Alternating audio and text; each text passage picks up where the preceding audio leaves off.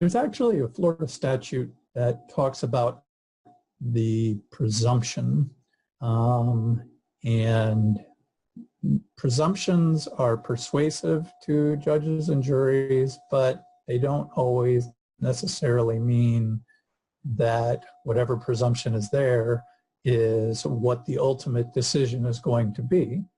So if you talk about a non-compete in the Florida statute, anything that is under 6 months in duration is presumed to be enforceable.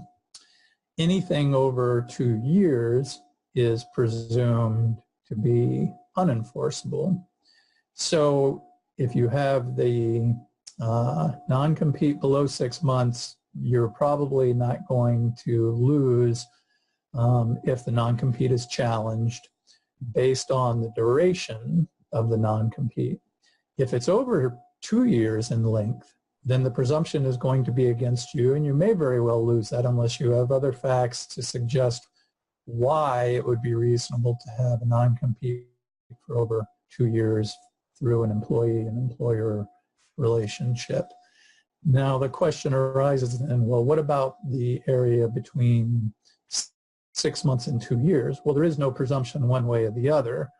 So what that means is that typically speaking, those would be enforceable.